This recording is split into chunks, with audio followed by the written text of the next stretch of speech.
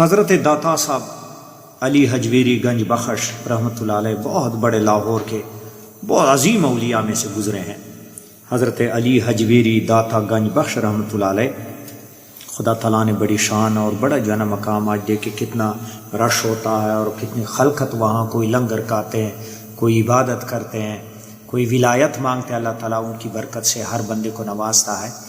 آپ فرماتے ہیں کہ ہم غزنی میں پڑھتے تھے تو اس وقت ہم 3 دوست تھے ایک کلاس میں، تو ہمیں بتایا کسی نے کہ ریاست رائے، ملک رائے، اس زمانے میں یہ خراسان، یہ علاقہ سارا رائے کہلایا جاتا تھا، تو وہاں پہ ایک ولی اللہ تھا، اس کا نام تھا شیخ ابن علا، بہت بڑے ولی اللہ تھے، زمانے کے غوث تھے۔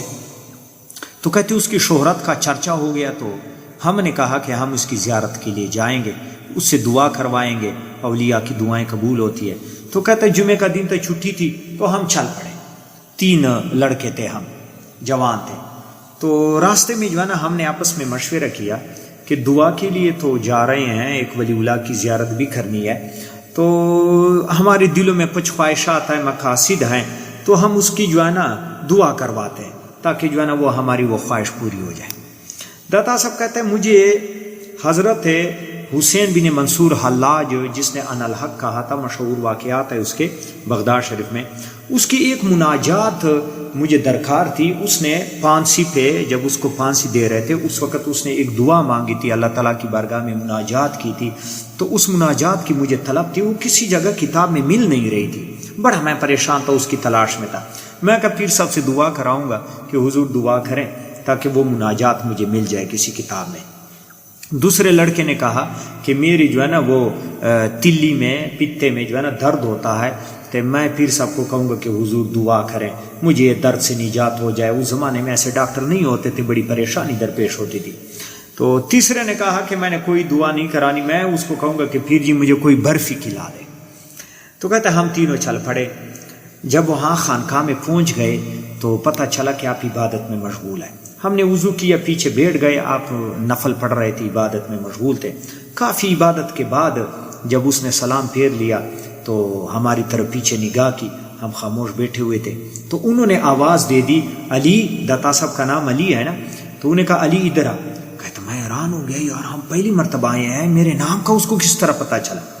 خیر میں وہ آ گیا، اس کے سامنے بیٹھ گیا، تو جیب میں ہاتھ ڈالا، ایک چمڑے کا ٹکڑا نکالا، اس زمانے میں کاغذ نہیں ہوتے تھے، نہیں چمڑوں پہ لکھائی ہوتی تھی ایسے، تو وہ چمڑے کا جو ہے نا ٹکڑا تھا، اس پہ کچھ لکھا ہوا تھا، مجھے پکڑا دیا، کہتا بیٹا یہ لے جائیں، یہ وہ مناجات ہے جس کے بارے میں تو راستے میں جو ہے نا سوچ رہے تھے کہ مجھے مناجات مل جائے، یہ مناجات لے جائے۔ کہتا میں حیران ہو گیا کہ ابھی ہم نے بات ہی نہیں کی، گفتگو نہیں ہوئی، اور اس کو اتنا کشف کہ جیب سے جو ہے نا چیز نکال کے مجھے دے دیا۔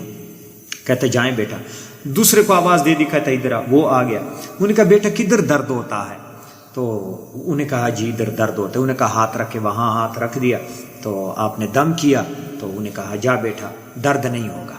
تیسروں کو آواز دے دی، انہوں نے کہا جو ہے نا ادھر آؤ۔ تیسرا آ گیا تو آپ نے اس کا جو ہے نا کپڑے، لباس پکڑ لیا اور فرمایا بیٹا لباس آپ نے درویشوں کا پہنا ہوا ہے اور مانگتے برفیاں ہیں، برفیاں یہاں نہیں ملتی، لباس پہلے اتار دے پھر میں تجھے برفی کھلاؤں گا۔ برفی شاہی خزانوں میں ملتے، ہم درویش لوگ ایسو کی روٹی یہاں کھاتے ہیں، تو لباس یار لباس درویشوں والا اتار دے پھر میں تجھے کھلاتا ہوں، اگر لباس تیرا یہی ہے تو برفیاں یہاں نہیں ملتی۔ تو کہتا ہم پھر خوفزدہ ہو گئے ان سے کہ اتنی کشف اور اتنا روب دبدبا، پھر ہمیں دعائیں دے دی اور کہتا بیٹا جاؤ میری عبادت کا وقت ہے تو آپ چلے جاؤ۔ تو اللہ عز و جل کیسے اپنے بندوں کو نوازتا ہے اور کیسے ان پہ احسانات کرتے ہیں، وہ ہمہ وقت اللہ کی یاد میں مشغول رہتے ہیں تو کوئی چیز ان سے چھپی نہیں رہتی۔